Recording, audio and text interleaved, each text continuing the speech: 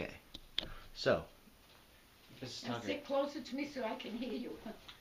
if you could just start out and say where and when you were born, and then segue into what it was like growing up during the Depression. Okay, I was born in New York City in 1926. Uh, do you want me to go on to Just, the local schools and yeah, early okay? memories and what it was like growing up during the Depression, Okay, what you I can remember. went to PS 216. I went to Lafayette High School, and then I went to where did I go from there? Oh, I went into nurses training. I graduated when I was 16, and I couldn't do anything, so I went into a volunteer program, got interested in nursing. And then I went into Bellevue Hospital for training in New York. In my second year, of course the war had been going on, I was approached and asked if I would like to continue my training at the through a branch of service. And to me, that was great because it cost a fortune. We had to pay in those days. Today they don't. So I did, and in my second year, I was approached by a naval recruiting officer, and asked if I would like to finish my second year in training. And of course, I jumped at it, and I went to, let's see, the first was, I sent to Brooklyn Naval. I was in Phoenix, Arizona, and they sent me to Brooklyn Naval Hospital. Were you doing your initial schooling in Phoenix? Is that why you were in Phoenix? I'm sorry? Were you in Phoenix because that's where you were doing your Yeah. initial classes? And then they sent you back to New York? Right. Okay. That's when it caught me, which was a great time. So just Okay, so I went and I had to go through basic training. How do you explain basic training? Uh, the thing that bothered me most of all, and it may seem very simple to you, when I went into chow that morning, there was a big sign, and it said, "Take all you can eat, but eat all you can take." And I'm tea and toast for breakfast. So that was my first experiment trying to get them to say, "No, I don't want it, no, I don't want it." Then the other thing that bothered me was you had to fire a gun, and I didn't want to fire a gun. you had to fire a gun even as Yes, you nurses have to go through trained? the same basic training that the men did. Really? So we went out to the field, and this Marine sergeant gave me a Thompson 45 submachine gun to fire. Well, I did. It dislocated my shoulder, and I never had to fire a gun again.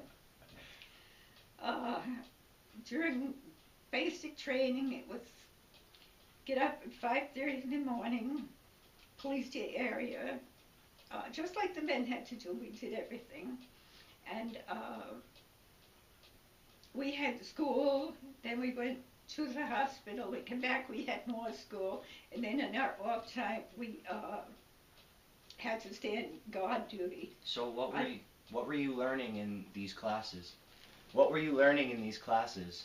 Basic nursing. So bandaging, stuff like that. So anyway, I went on and graduated out of basic, and then went on. And my first station was Brooklyn Naval Hospital, which was the cancer center of the U.S. Navy. That was rough duty. I remember one young Marine, I think he was 18 years old, and they called him Corny because his name was Cornfield. And he had a big sign on his bed, "Don't touch my bed." The least little thing upset him very much. Really? He didn't last that long. And then I was asked if I would do a special assignment with a child because they had dependents there. And it was a captain's 9-year-old son, Ralph Lynch. He was, just talking about it makes me choke up. He was the bravest little guy you ever saw. And of course he passed on. Really nothing stands out at Brooklyn Naval Hospital. Oh yes, our barracks were in a housing project. And on one side was a coffee company, The other side was a chocolate company, and in the front was a bakery. So you'd wake up in the morning to these smells that were delicious. That I remember. From there, I went to Chelsea Naval Hospital. Nothing really stands out there. Where was that? Where's Chelsea Naval Hospital? In Chicago. Oh, in Chicago? Oh, Yeah. okay.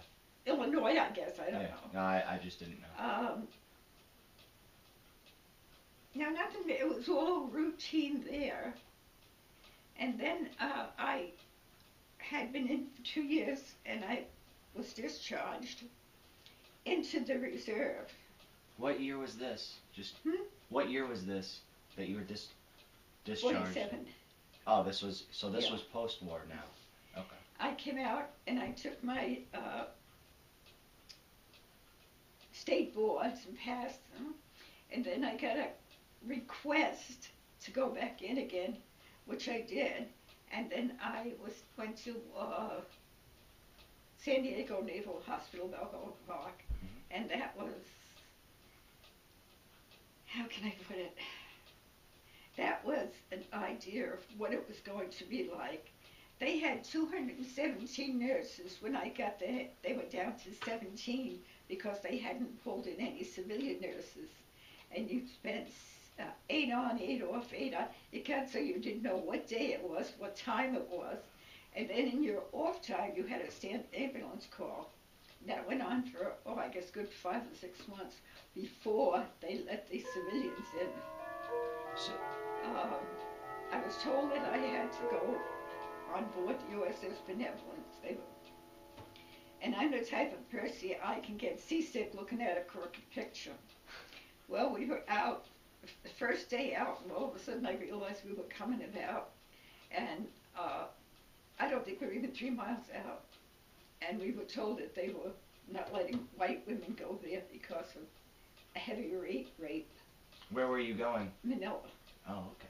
So I was so glad because I was so sick. Highlights. Well, let's see. It was an 18-year-old naval sailor who had been married, came from Tennessee or something, and he lost a leg. And he was so depressed. So finally one day I got a little upset with him. I said, look, did she marry you or did she marry your leg? And that cheered him up. That stands out. There was one young man that had about, at least 5 or 6 girlfriends. And it was fine until 2 of them got together one day at the hospital, and it was the end.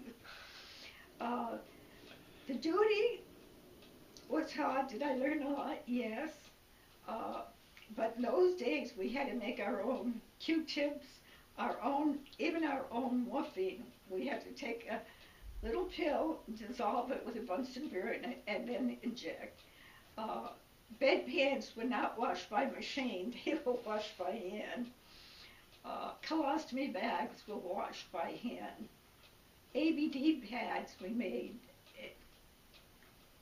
We didn't have what they have today, but I think in a way it helped me to really learn basic nursing.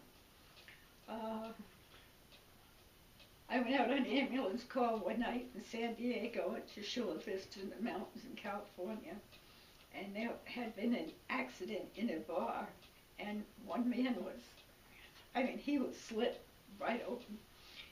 So we knew we had to get some blood in him, and I had the same blood type. So we transfused him right in the ambulance, and he made out okay, but I came down with phlebitis. You did the transfusion? Yeah. Wow. We had no choice. Yeah. And he was so drunk, I don't think he even knew what was going on. Really? Do you know how did that happen? Just a bar fight or something? Last I heard, occasionally I would hear from some of them, last I heard he was working in a bar. Now this is a man who drinks, he's working in a bar. I don't know. I did hear from some of the men that I heard, maybe 3 of them. I think, what can I say about my service? I think it was probably the greatest experience of my life, the worst experience of my life, the scariest experience of my life, and perhaps the happiest experience of my life. To pick out an individual event, which I'm sure World War II veterans will appreciate. We used to have inspection, and the day that I was in charge, we had inspection, and the admiral came with his white glove, opened the refrigerator, and a cockroach walked across. Well, needless to say, I near died. But he was very good about it. And these are things I remember. A lot of them I try to forget because I saw more death then than I ever would ever want to say. Oh, that's my cocoa car. Comparing what they are today, I think they're better trained, better informed, have more accessibility to equipment that they could use. But you know what? I wouldn't want to change places with any of them. Yeah. So just so I understand, you entered the Navy during the war, Yep. but stayed on after. What year did you I was enter? called back. You called them. You were in the reserves and called There, back. you went by the point system. Oh, okay. And actually, I don't think I had enough to get out, but they said I could, so I did. So I got one discharge, and I think it was about 6 weeks, and I was called back. So what year did you enter the Navy? I went in, my father always said I caused the end of the war. I went in, I think, in May of 45. June, July, August, you know. So while you were in Brooklyn Naval Hospital and San Diego Naval Hospital, were there a lot of war casualties that were there at the time? God, yes. San Diego is a plastic surgery center of the Navy. And there are men who'd been there a year or two waiting for a new jaw, a glass eye, a prosthetic device. The war ended, but not for a lot of these men. Wow. That's incredible. To say that the war ended in peace, that's fine. But how do you tell a man that's probably going to spend the rest of his life in a wheelchair that the war ended? It doesn't end for them. Did a lot of them have a hard time coping with, like you said, that one guy lost his leg and he had a hard time. Did a lot of them have a hard time? You had to console them? A lot of them said they wanted to die. Really? And there was no medicine for depression then. It was just all hands on. And we had a dependence ward at San Diego, and one night, it poured like crazy, and we had 16 babies born. We were delivering them on gurneys, and no matter where we could find. But there was a saying that 9 months after the ships came back, we knew we were going to be flooded with pregnancies, and it does work. Brave men, yes, I've met a man that I don't think he knew what fear was. And he was, of course, that time he was old. I was only in my 20s. And he served, I believe, at Manila. And he stayed undercover for years after the war began.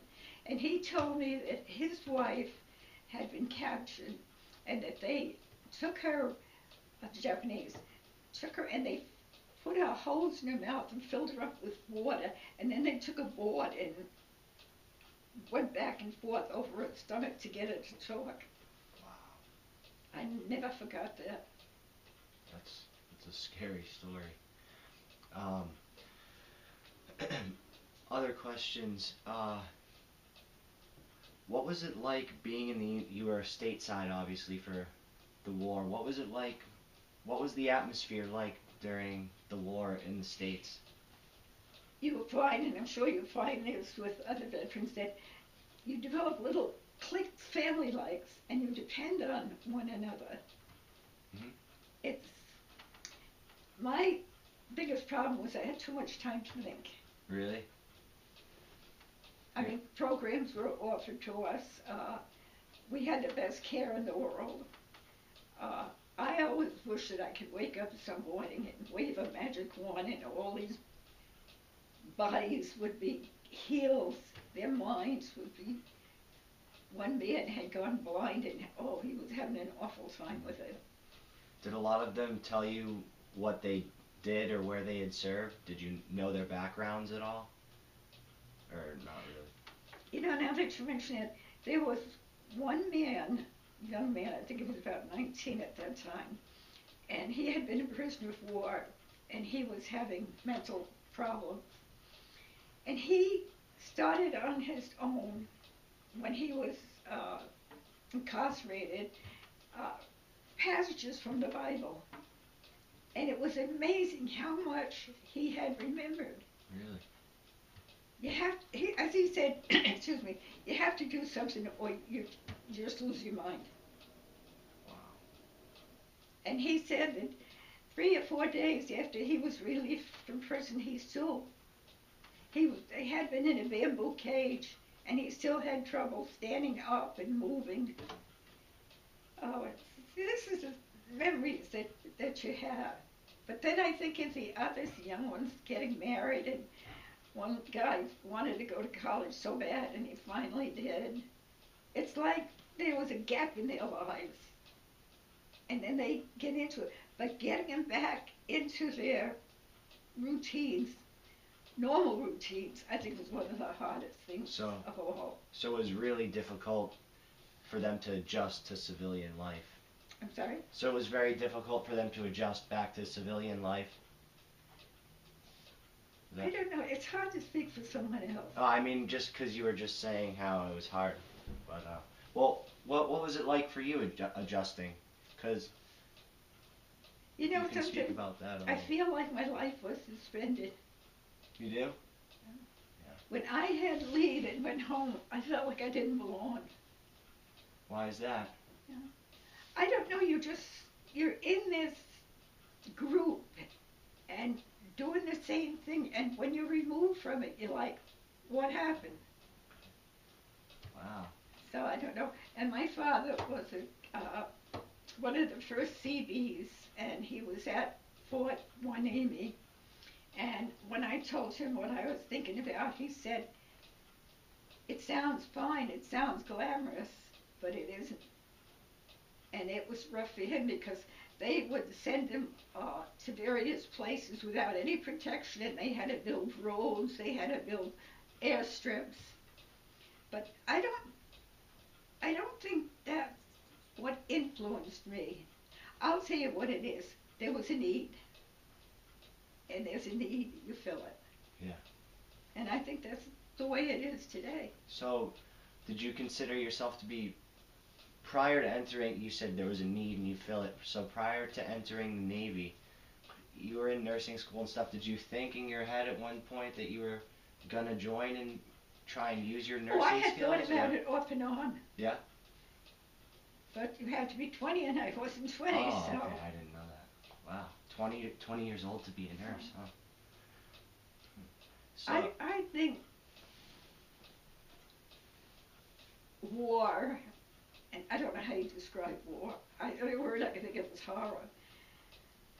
But then I think about men coming home and their families and all the blue and gold stars in the window and families being reunited. I'll tell you what impressed me the most. It may sound childish, but it's the way I feel. It's having a goal with one particular patient and fulfilling that goal. How trivial it might be or how dangerous it might be, I think that's the greatest feeling in the world. And some people don't realize how important 2 words are. Thank you. So, No. some other questions. You were in the States for VE Day and VJ Day. Did you take I'm sorry, part? I can't hear You were around for Victory in Europe Day and VJ Day. What was that like being stateside? Did you take part in any celebration? I had night duty and I came up and they said the war's over. I said, yeah, it's over, you know. And then they said no, and they said, we're going to give you liberty. So this friend of mine, a dear friend, Sandy and I said, oh, let's go to Times Square. That was the place to go. This was on VJ Day? VJ Day. Okay. Well, we came out, because we had to have, we were in uniform, I got hugged and kissed and grabbed by more people than I could ever imagine. They wouldn't take anything. They plays in Toffanetti's in New York on Broadway came out and pulled the two of us in and gave us dinner, and they wouldn't take anything. And people, one man from a jewelry store came out and was giving us jewelry, and Sandy and I saying, you know, well, we didn't do that much. And then about 10 rows of people, the sailor grabbed the nurse and kissed her. And that picture has been going on. You actually saw that happen? We're about 10 rows back. Wow, that's amazing. Yeah. So what are some of your favorite memories from that day? It must have just been absolutely packed, right? Smiles. Yeah. That's the thing. Even we took this subway or elevated, whichever was, I think it was elevated, and people were hugging one another and happy, forgetting all their animosity towards one another. And I thought, if this could be like this every day, it would be heaven. Yeah, wow. So, and mothers crying that their sons were coming home, and I don't know, it was like the world went crazy for one day. Well, it was more than one day.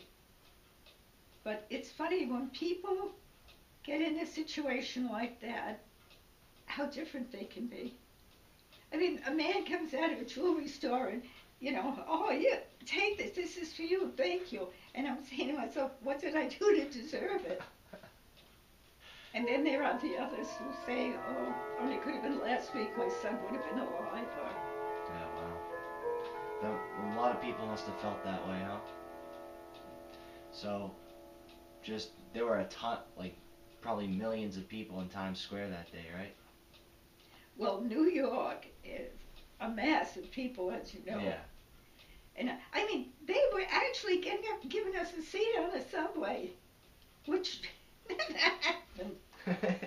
I don't know, but it was, the world went crazy for that day, and it was just, but what bothers me is the cost. How many people were killed at Nagasaki and Hiroshima? Yeah. And to this day, I have to say, was it worth it? Oh, so you do. Because it wasn't military people that were killed, it was women and children, and So I still get goosebumps when I think about it. So when you heard about the atomic bombs, what did you think? Was that your reaction? I'm sorry, I would have been against it. Really? Oh, we saved millions of lives, but they didn't kill military people. So even though there's arguments that people say, if the U.S. invaded Japan, those civilians would have potentially... Well, it's a matter of logic. Yeah, that's It interesting. makes sense, I suppose. You kill a few thousand to save a few million. Wow. But because Life magazine was going then, and they had these stories about these children that were mutilated, they would have radiation sickness. Yeah. I don't know, that's hard to forget. I think I have a book, The Greatest Generation, and I think it's expressed then when he said you take a few lives to save many lives. But I'm a woman, we're illogical, I don't know. I think the boys that came home, the families that were together. I remember one night I was coming home and I happened to look up the street and there was this woman running out in the street, and I thought, what's wrong with her? And then I saw this car pull up and this young officer got out and they embraced, and I said, now that's what peace is about. Wow. So at the time, were you with your husband your future husband at the time? Like, did you meet him during the war, or what? How did that happen? I have a blocked ear. Oh, sorry. So you said your husband was also in the service. Yeah. Did you meet him during the war? How did that happen? As I say, my family lives in Phoenix, and between the service times, I went to the war there, and the only swimming pool available was at Williams Air Force Base, and that's where I met my husband. Oh, okay. So you knew him during the war or after? You met him during or after? Sorry. In between the to service time. Oh, okay, okay. So, also, were you around when any ships were coming? Were you, by any I chance, saw at the Normandy come back loaded with, oh, I get bubbly when I think about it. All these young men, and I'm thinking, they're here, they're safe. And oh, Wow. so many things you just bubble up when you try to talk about. Yeah. But I think shooting wars as they were then, they didn't have missiles or anything. These men were right up there. Uh, I don't think any of them ever forget it. And I remember one officer telling me that he was stationed at Guam, Guam, and he got this little monkey came in, and it loved juicy fruit gum, and it would peel open and chew it until it wasn't sweet anymore, and then spit it out. When it came time, now this is a grown man and officer, when it came time to have to leave that monkey, that was the hardest thing he ever had to do. Wow. And I don't know what ever happened to him. He still talks about it, and it's 60 some odd years. Oh, you still know the man? Yeah, he's a doctor. By any chance, did you keep in touch with any of the people who you were in the service with, or any Oh, of the yeah. people you treated? Yeah. I stayed in touch with my roommate, Frances Greig, and I always called her Frankie, until she passed away in 1980. That was the last of them. God, when you start to think about it, I'm probably the only one that's around. Really? From that group? You know what? Let me try to sum this all up. In my perspective, nobody else's. Okay? The war happened. It was there. There was no escaping it. You either fight or you surrender. And I think that we did a great job, considering the fact that we didn't get one bomb over here. Today it would be different because they have missiles. Yeah. Just push a button. I think the country learned a lot. It was tough when they came back because they had jobs were scarce and things like that. The factory shut. That's another thing. Women found out that they could do all kinds of factory jobs. Mm-hmm. And you found out that you can do without a lot of things like butter and sugar and meat. You learn a lot about yourself too. Was it hard rationing and stuff like that? Did you find Sorry? that Did you find it difficult to ration? And No, I'm not a big meat eater. oh, okay. But we had a housekeeper growing up. She was from Germany, Edith, and she evidently had a very poor childhood, and she could make a meal out of anything. And I always remember she made this pearl tapioca. Excuse me. I swear if you took that and threw it, it would stick to the wall. It was the most horrible stuff. But she could make a cake without eggs, butter, milk. I mean, it was amazing. If you have to do something, you learn how to do it. Can you also, what was also like, not so much propaganda, but I guess propaganda is the right word. When you were during the war, was there like posters and movies just for the war effort, stuff like that? We had one episode, I believe it was in the newspapers, but I don't remember, it was so far back there, where through the mail, all this propaganda material came about Japan and what a great place it was and how we should, and nobody could ever figure it out. But nobody did anything about it except tear it up and throw it away. Yeah. But as far as propaganda, loose lip sync ships, you know what I mean? All this stuff, you learn to live with it. Huh. It's amazing what you can learn when you have to. Did you have to take part in any special security protocols when you were at the No, which hospital? we had to stand, as I say, on our off time between school and the hospital. guard duty. Yeah. What am I guarding? People coming and going. And that's the one thing that bothered me, but I use it as a study time. But one night, when I was up at Hunter College in New York, they had, I think it was a B building. A man got in, nobody knew how or what. Well, later on we found out that he climbed in a window. But nobody knew what to do. I mean, God told him, well, what do they do? So finally she called the, I forgot, I think Debbie was officer of the day, and they arrested him. But I mean, it's so rare that nobody knew what to do. Yeah. I don't know. And then I can remember before I went into service, I left my, bedroom shade up, and the air raid warden came around and put that out. That I remember. I remember going for a celebration with another friend of mine and a gentleman, and we went to the Diamond Horseshoe. And the special of the day was a vegetable plate. They didn't have meat, but they said, and I quote, "If you really want it, we can get it to the service people," but I didn't. And it was a poached egg, and it was green beans, tomatoes, and some kind of cheese. And that was at the Diamond Horseshoe. Wow. But I have a great deal of respect for people. Some of my commanding officers I just totally admire. Yeah. How or where, because our officers were not medically connected. They were, they were line officers. Yeah.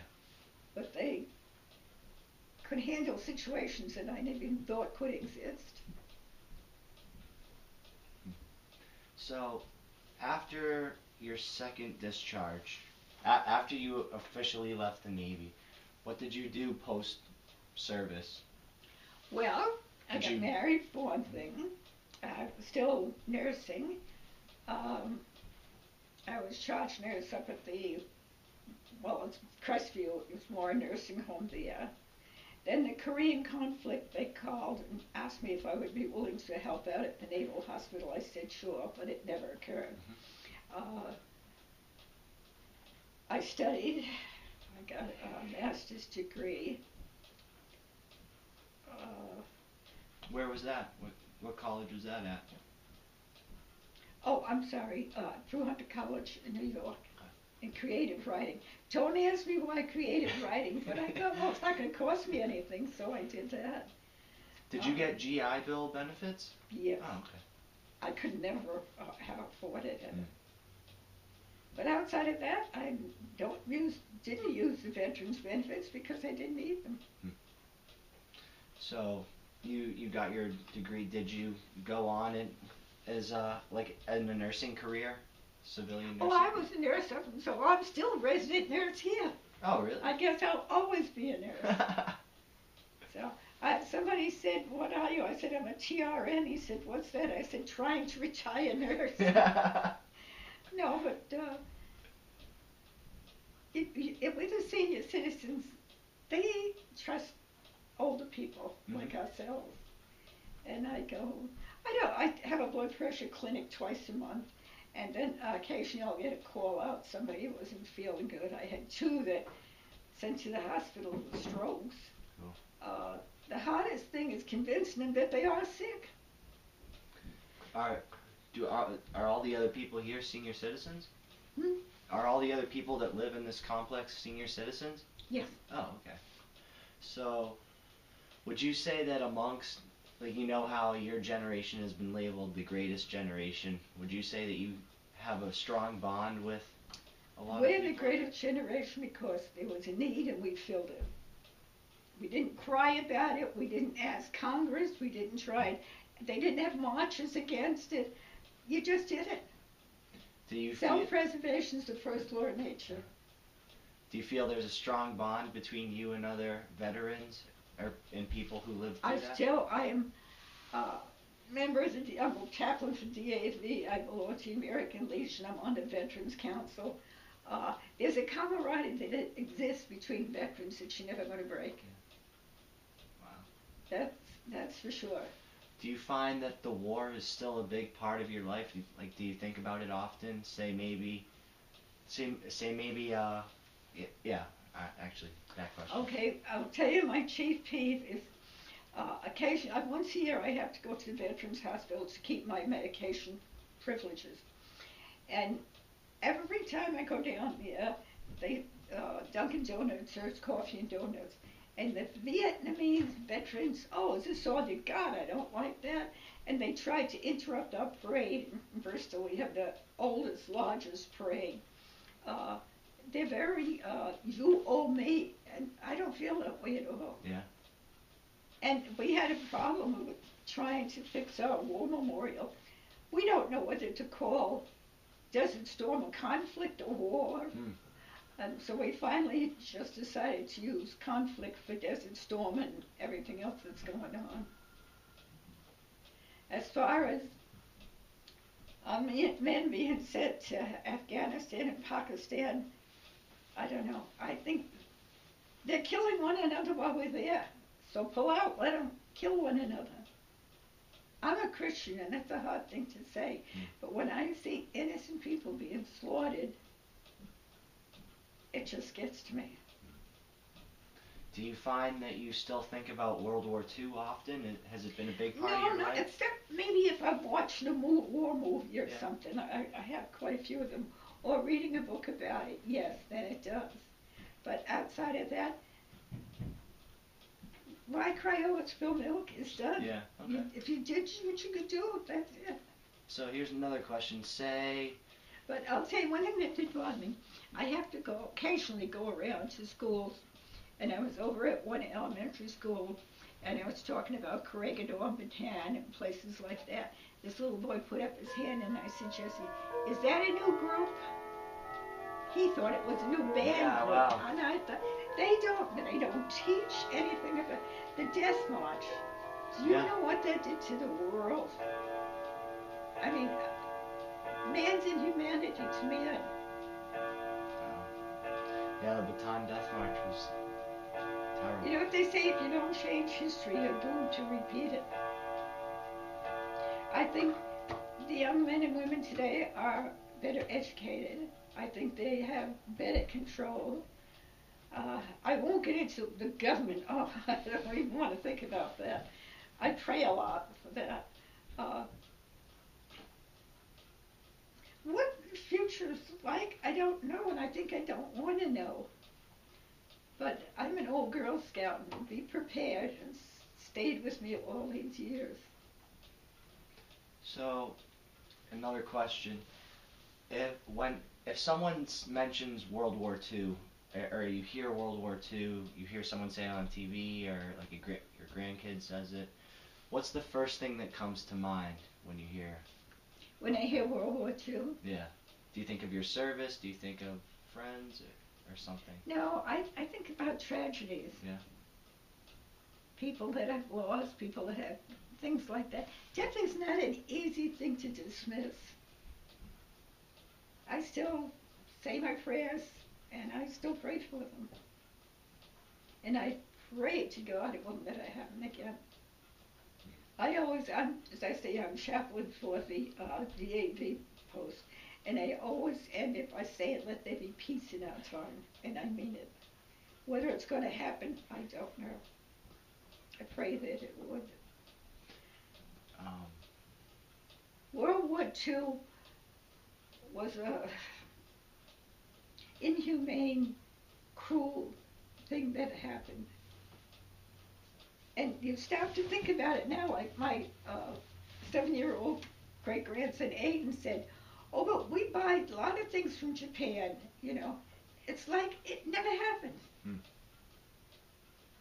And this, I blame the country in a way because we were shipping them metal and they're building tanks and come back at us. That's true, yeah. That's one thing I think there's a story that the Japanese came and took scrap metal from down over there in Bristol, which is crazy. They were taking every piece of scrap metal that we had. But they underestimated determination, and no matter what else you say about the United States, it's a determined nation. And you can do a lot with that. Just curious, did you know a lot of people who were overseas or in the service during the war? Did you have friends who served, a lot of friends who served growing up, childhood friends or family, stuff like that? Well, we get together with groups, because as I say, I'm in the Legion, the Veterans Council and everything. And no, I find it's fading. It used to be, when I went to the honor patrol to Washington, D.C., 57 men and myself. That was interesting. But I brought my great-granddaughter along anyway. They were, oh, you remember such and so, you remember all this, that was all, coming home, not one word was spoken about the war. Yeah. Wow. It's like, okay, I've had it my say, and it's over. And then they were really good to us. The Archway Bus Company sponsored it because his father had been killed. Oh. It'll stop eventually. It was like we were all a group, we were all a family again. And I think it was good for some of them, but some of them, when we were quiet, they were crying. Really? Oh, yeah. We went, let's see, we went on Saturday morning, 6 o'clock in the morning. What year was this? Sorry. Sorry? What year was this? 2 years ago. Oh, okay. Yeah. So. Well, I got the pictures there, I can look up the date. And we came back 11 o'clock the next night. And going down, everybody was, oh yeah, John, and this bus, they had a bar, but no drinks. They had movies. I mean, this bus was out of this world. Wow. Coming back, it was quiet. Wow. Even my granddaughter, Marissa, said, a great-granddaughter said, well, I said they were all asleep. She said, they're so quiet. But they had, it's like the family got together and then it was separated. But they still call.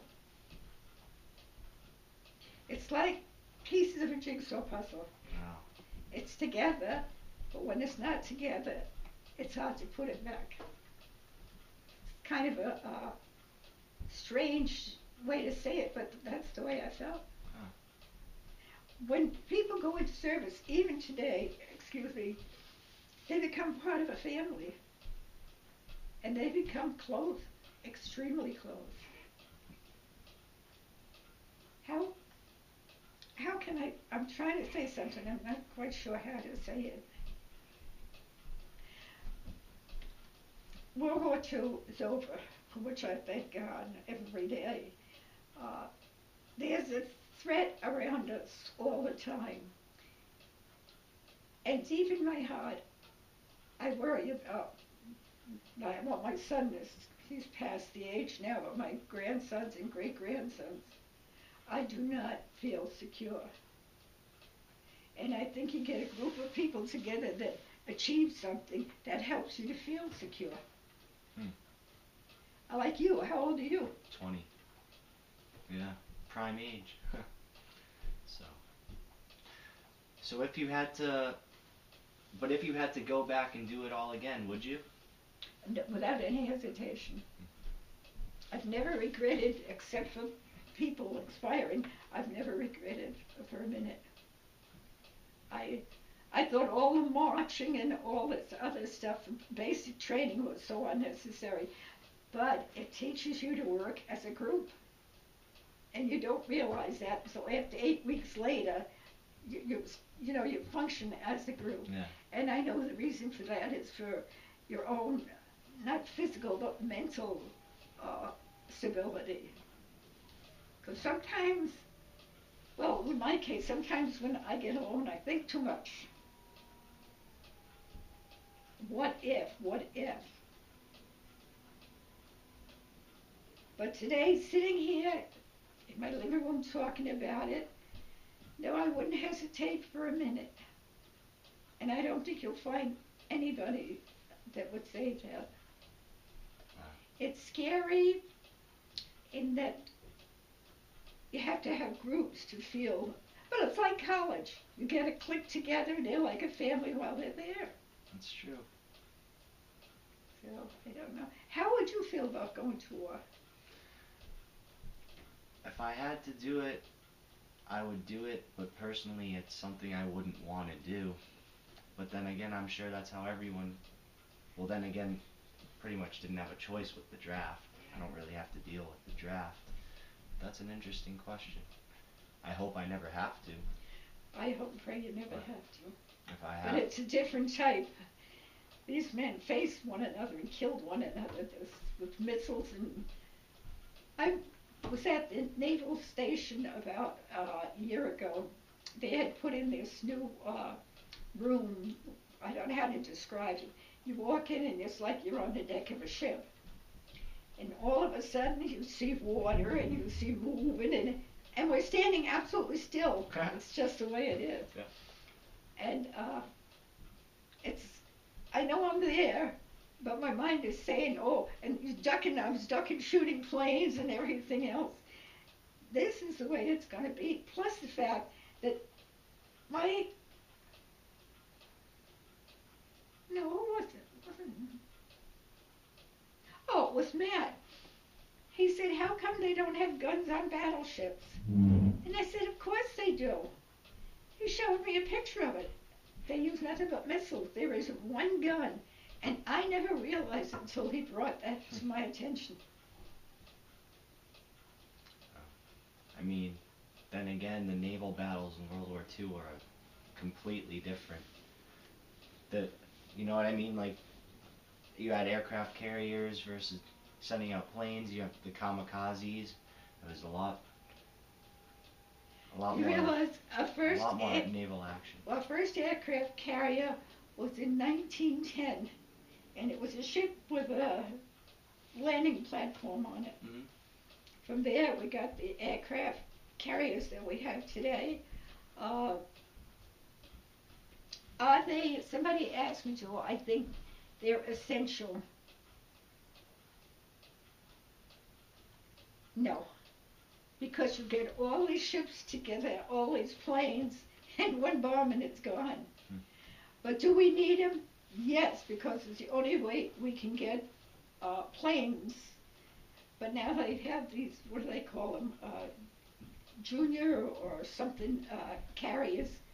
Escort carriers? No, they have so many planes on. They can move quicker because you realize how big an aircraft carrier is? Right, massive. There's one, I think, the JFK Okay. is docking. I went aboard the USS Saratoga to give shots when they came in. And we were over there about a year ago, and he said, oh, you want to go aboard? I couldn't believe it. It was so still. It was so cold. It was dead. You went aboard it during the war and Yeah. then... This was about a year or two ago. Saratoga's up there.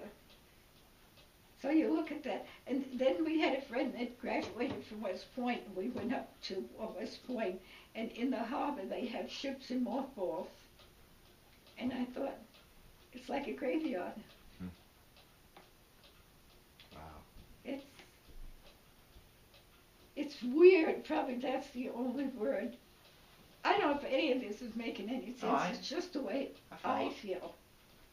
I can't speak for anybody else. Did I lose? I was engaged and my fiance was killed. Oh, really? And that hurt a lot. What happened? Where was he killed? Where was he serving? Well, he was a dentist, and we all joked about it, he would never go, and they did call him, and he ended up in Sicily, and that's where he was killed. And they sent me back his pictures, his walls. There was blood stains on them, everything. Oh, when I got that, I'm telling you, I was sick. To this day, I don't want to hear about Sicily. Sorry. And he was so sure all I'm going to do is drill teeth and everything. But when it came to combat, he had to be there. And I've seen so many women get these, and men get these telegrams and the officers delivering them. There has to be a better way to do it that way. It's so, I don't know, cold-blooded. And then a sad sight, because in those days, everybody who had a person in service had a star in the window. And you see a blue star, and then maybe a year or two later you see a gold star, and you know what happens. That hurts a lot. Did you know a lot of people who... Hmm? Did you know a lot of people who were serving overseas during the war that perhaps didn't make it back? Did that affect you? Well, I know with your eight of fiance? my schoolmates were killed, that much I know.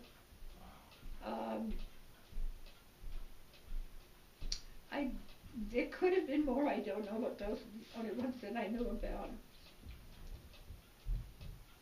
My husband's cousin was on the Massachusetts, and he was killed. And she, my Aunt Kitty, had a gold star in the window. I remember that. We made well, I wasn't married at that time. They made a little ceremony out of it. I went on to Massachusetts about 3 years ago, the battleship, and they had a ceremony there. And you know what stuck in my mind, and I think I'm losing it, was a saying in the Navy, if it doesn't move, paint it gray. And of course everything is gray there. But it's a museum piece now. Yeah, I've been to it. Yeah. And the PT boat, you know, things that were there. But you can't compare today to what happened 70 years ago. Even the uniforms are different. Their dress codes are different. Their billeting is different. You move, I guess, with time. I don't know whether it's for the best or not, I don't know. My greatest wish is that after I'm gone, that none of my family or anyone has to die unnecessarily. And I do think in some cases it was unnecessary. I think if you saw the movie Battle Midway, it became like a chess game. Yeah. And that's not right. Did you have any feeling that the U.S. was going to get I'm involved? sorry? Before the U.S. got involved in the war, did you have any feeling that they were going to get involved? Well, I knew there was going to be a war. You did? Don't ask me why. I just knew it. When people are too sweet to you, watch out. And all these little undercurrents. But I thought it was going to be with Germany. I did not think it was going to be with Japan. Oh, I didn't completely forgot to I ask. lost a cousin on the USS Arizona in Hawaii. Really? And I still have a letter somewhere around here from him saying, boy, this is the duty, coconuts, gorgeous girls swimming in. And now he's entombed. I completely forgot to ask you what were you doing and how did you hear about what were you doing on December 7th and how did you hear about Pearl Harbor? And what did you think? No, it couldn't have been Aunt Francie. One of my aunts called and said, did you hear about Jeffrey? And I said, what about Jeffrey? And that was your cousin that was... That's when I found out. Because they only notify the family, immediate family. But I mean, he was talking about coconuts, and he was thinking of going back there after the war and live there. Really? And he was a gunner on the Arizona in Memphis. I went there, and when I got on that bridge and looked down at the water, I lost it. You stand there and say, why? But I hope the world has learned a lesson. And I think if anything happens, we're going to obliterate the world. I wonder what God must think sitting up there watching us doing this. Now let me ask you a question. You're 20 years old, you're in college. What would happen if another country came and invaded us or something? What would your first reaction be? I'd be very scared, especially because we're on the coast and they would probably come right here, actually. Do you mean if I was to immediately join the service? Is that your question? I probably would immediately join the service, because, You know, I always say that until you're in a given circumstances, there's no real answer. yeah, that's true. Now, I got two great-grandsons there, grandsons, and one of them has been in service, the other hasn't. And I thought to myself, when I look at that picture, I have my family all around me. What would they do? Jeremy, I know, would probably go out full tilt. He's a real, gung-ho guy. Mark he teaches computers at Penn State. I think he would try to reason, but I don't think Jeremy would. But those are the only two that I know about. And what bothers me more is this terrorism. Yeah. That is, at least Germany and Japan came out and did it, but this business of coming over and blowing up people in planes and then I lost another cousin in 9/11. So he had an office there. Well, he doesn't anymore. But he had, years and years and years ago, they had a plane fly into the Empire State Building. And during the war there was yeah. Is that what you're talking about? And I guess it was his father was almost killed. And when we heard 9/11, my aunt called me and she said, "Oh no, he's okay, he's only on the 3rd floor." But he wasn't. And then there was another friend of mine that worked in a building, and she said when that ash came at them, she still talks about it. She's okay.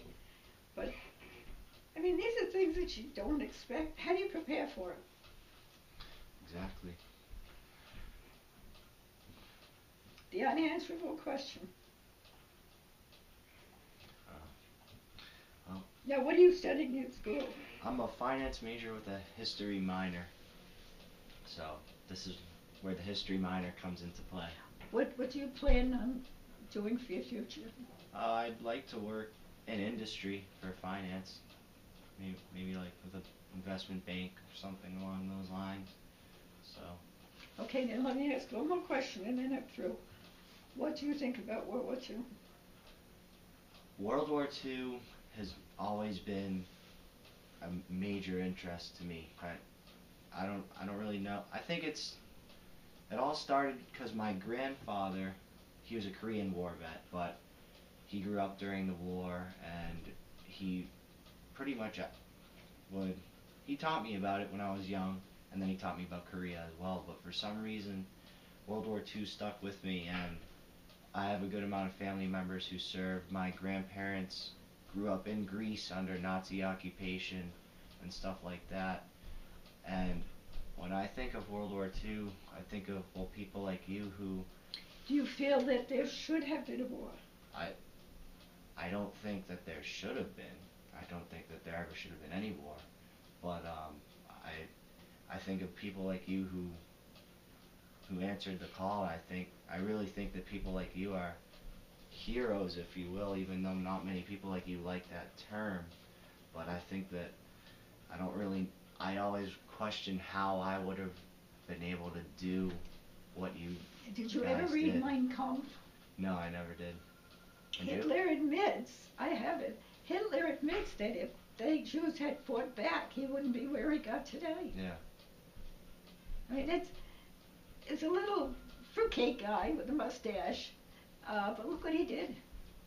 One little paper hanger, and look Yeah. what happened. It's like they were saying, here I am, come and invade my country. But people don't listen. He annihilated how many Jews? 6 million. I don't know. I wish people would read more about history. Maybe I'm wrong, I don't know. Maybe it's because I'm 85 years old and there's nothing left to do but read. But I don't know. I think it's great that people are trying to retain memories of what happened. And yet, some of us would like to forget. Yeah. Well, I'm thankful that you were able to share with me your experiences, and that concludes my questions. So, thank you. Well, I don't know if you got anything worthwhile. But